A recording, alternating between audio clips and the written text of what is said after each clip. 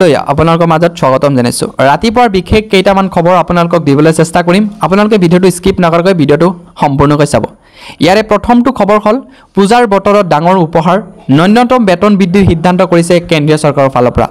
আপোনালোকৰ বেতনটো প্ৰতিদিনে 1035 টকালৈকে কি কৰা হ'ব বৃদ্ধি কৰা হ'ব আপোনালোকে যদি আগত কিবা এটা দৰমহা পাইছিলে তেনেহলে আপোনালোকৰ পূজাৰ বতৰ যোনটো স্যালাৰি পাব যোনটো দৰমহা পাব সেই দৰমহাত আপোনালোকক কিছু টকা পৰিমাণে আপোনালোক কি কৰা হ'ব বঢ়াই দিয়া হ'ব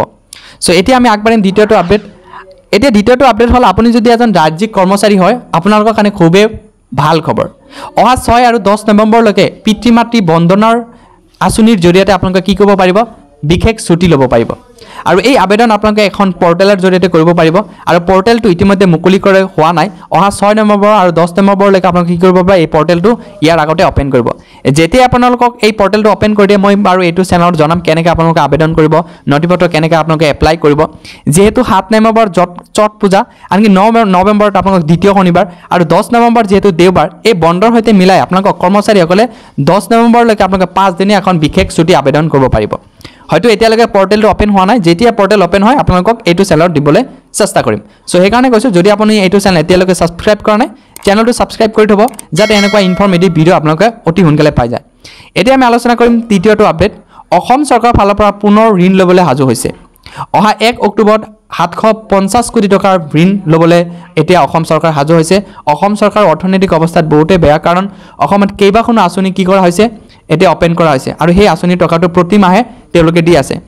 আকৌ এতিয়া কথাটো হল যে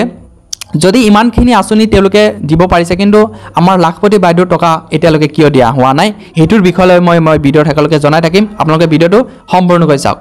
সো এতিয়া আমি আপোনালোকক জনাম যেহেতু এতিয়া দুৰ্গা পূজা আহি আছে সন্মুখত এই দুৰ্গা পূজাত আপোনালোকক কিছুমান প্ৰশাসনৰ ফালৰ পৰা কিছুমান নিৰ্দেশনা আহিছে আৰু এই নিৰ্দেশনা মানি কেনে আপোনালোকে কি কৰিব লাগিব দুৰ্গা পূজাটো উদযাপন কৰিব লাগিব প্ৰথমটো আপোনালোকক জনাবলৈ পাইছো যে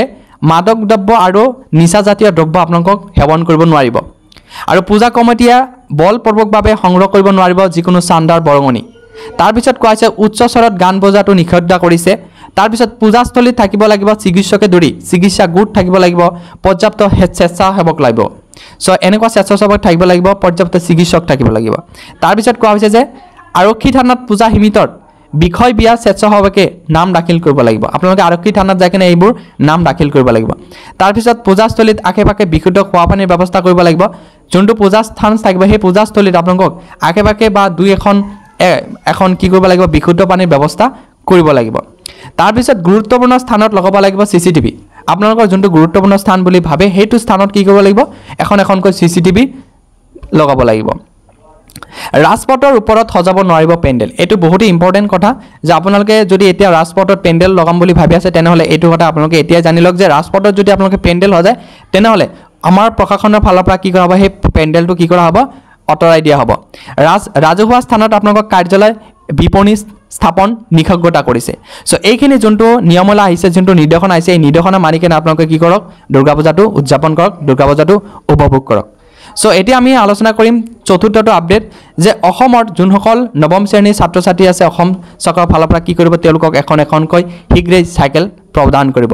আৰু 2024 আৰু 25 বৰ্ষৰ যোনসকল শিক্ষাৰ্থীয়ে এই নৱম শ্ৰেণীত নামভৰ্তি কৰিছে তেওঁলোকক এখনকৈ সাইকেল প্ৰদান কৰিব আৰু 3,23,640 গৰাকী শিক্ষাৰ্থী কি কৰিব এই এখনকৈ সাইকেল প্ৰদান কৰিব আনকি এতিয়া আমি আপোনালোকক জনাম যদি আপুনি এজন PM কিষাণৰ বেনিফিচিয়াৰী হয় আৰু আপোনালোকে যদি 18 নম্বৰ কিস্তিৰ কাৰণে অপেক্ষা কৰি আছে তেনেহলে আপোনালোকৰ কাৰণে ভাল খবৰ অহা 5 অক্টোবৰ দিনা আপোনালোকৰ বেংক একাউণ্টত 2000 টকাটো লাভ কৰিব আৰু এই 2000 টকাটো আপোনালোকে তেতিয়া লাভ কৰিব যেতিয়া আপোনালোকে ইকেৱাইচি কমপ্লিট কৰিব